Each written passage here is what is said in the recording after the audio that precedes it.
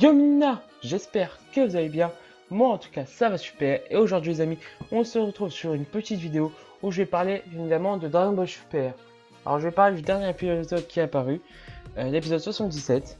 Ce n'est pas n'importe quel épisode parce que c'est à peu près le premier épisode du nouvel arc de Dragon Ball Super, l'arc du tournoi inter-univers. Alors l'épisode en général, il était pas mal, il n'y avait pas trop de combats mais il était riche en informations. Alors en premier temps, je vais parler surtout du nouvel opening, de nouvelles informations qu'on pourrait avoir sur l'arc, oui. Et en deuxième temps, je vais parler un peu de l'épisode, des informations qu'il nous donne. Alors, concernant le nouvel opening, il y a, je vais pas faire l'analyse de tout l'opening, mais simplement des détails qui m'ont marqué. Par exemple, un personnage que l'on voit à peu près en principal et qui combat contre Son Goku. Alors qui est-ce? Alors si vous avez vu ma dernière vidéo où j'ai fait l'analyse de la première preview sur l'arc, j'avais parlé d'un homme bizarre qui était à côté d'un dieu de la destruction. Et c'était bizarre parce que en général un dieu de la destruction était accompagné que le tournage de Sekai Yoshin. Et là, il y a eu un personnage en plus. Et je me demandais qui c'était. Et visiblement, je pense, niveau physique, qu'il lui ressemble un petit peu et que c'est possible que ce serait le prochain rival de Son Goku. Surtout quand on voit l'opening, ça me paraît être celui-là.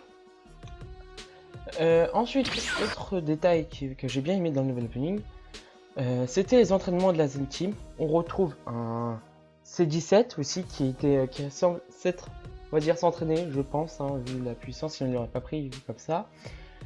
Donc on va pas parler de Krillin, etc. parce qu'on sait que voilà, ils sont Krillin avec les derniers épisodes, il s'est un petit peu entraîné. Mais moi je voudrais plus parler plutôt de Son Gohan, parce que en fait lui il n'était pas vraiment en entraînement, mais plutôt en entraînement comme Piccolo intérieur.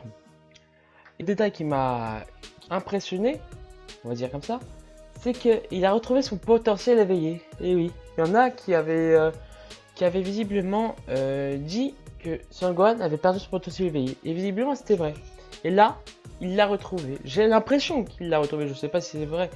Mais j'ai l'impression qu'il l'a retrouvé. Et ça, je trouve ça très intéressant. C'est-à-dire qu'on va retrouver un Son Gohan plutôt génial, quoi, comme avant.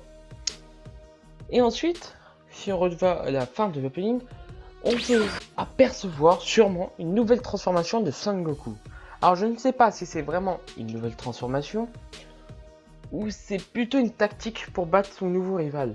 Parce que l'on voit une aura rouge apparaître et juste après on voit Son Goku en état normal. Est-ce que c'est une sorte de forme qui montre qu'il veut cacher sa nouvelle transformation ou c'est sa tactique?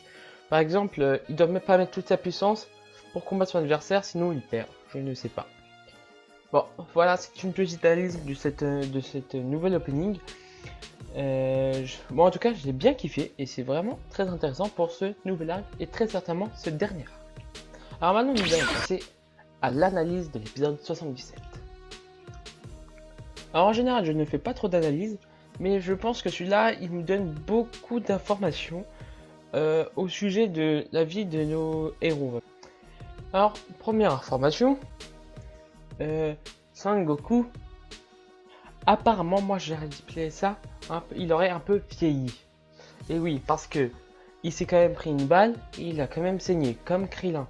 Et ça, franchement, c'était bizarre. Et apparemment, il dit que c'est parce qu'il n'a pas combattu des personnes fortes depuis très longtemps. Alors c'est très bizarre parce que juste avant un tournoi, on peut se poser des questions. Et ce que j'ai bien aimé, c'est qu'il s'est entraîné avec Whis. Et je sais pas si ça vous a choqué vous, mais on a enfin vu Whis utiliser une boule d'énergie quoi. C'est-à-dire que moi j'ai jamais vu Whis mettre plus de force que d'habitude. Parce qu'il y a eu quand même un grand écart entre Whis et Son Goku Vegeta. On est d'accord. Et donc s'il utilise des boules de ki, ça veut dire que l'écart est moins grand. Donc ça veut dire qu'ils vont encore augmenter en puissance. Et ça je trouve vraiment très intéressant. Ensuite, autre information. C'est Bulma enceinte. Bon, ça vous avez sûrement dû le savoir grâce au synopsis, je pense. Mais moi, je regarde pas sur synopsis, je préfère regarder que les previews. J'aime pas trop regarder le synopsis, je préfère voir la preview en elle-même. Et franchement, ça c'était marrant. Parce que surtout la remarque que Goku a faite, elle a trop mangé. Franchement, franchement, j'ai kiffé, c'était bien placé. Mais de ce détail-là, ce qui m'a choqué, c'était Vegeta. On voit un Vegeta avec un comportement différent. Il prend plus en conscience son rôle de père.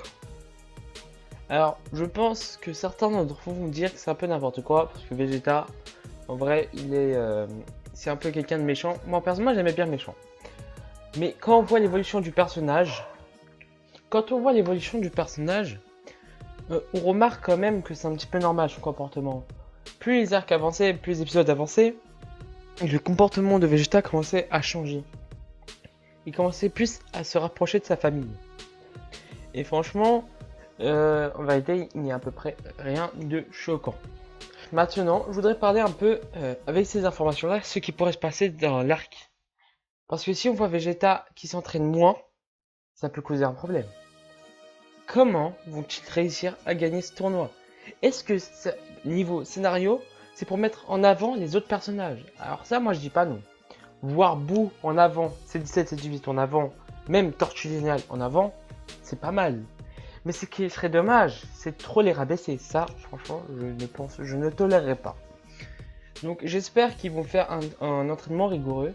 Peut-être même que ils vont s'entraîner dans la salle de l'esprit et du temps. Sachant que, normalement, Vegeta, il est plus fort que Son Goku à ce niveau-là. Parce que rappelez-vous, dans l'arc Mirai Trunks, il s'était déjà entraîné 1 an dans la salle de l'esprit et du temps. De toute façon, nous voyons dans l'opening que toute la Z-Team font vraiment un entraînement très intéressant. Donc je n'ai pas peur à ce point-là. Et j'espère aussi d'avoir plus d'informations sur les personnages des autres univers que je connais déjà. Par exemple, Hit, je ne sais pas d'où il vient, qui est-il réellement? Je voudrais bien avoir un peu plus d'informations sur ce personnage-là. Donc, c'est des choses que hâte d'avoir ces informations-là dans le prochain arc. Donc voilà, j'espère que cette petite vidéo vous aura plu. Je tenais vraiment à faire cette vidéo parce que c'est le premier épisode du nouvel arc Dragon Ball Super et sûrement le dernier. Et je trouvais que le premier épisode, parfois, il nous donne des informations un peu cachées. Surtout dans le nouvel opening. Franchement, au départ, je vais faire qu'une analyse sur le nouvel opening.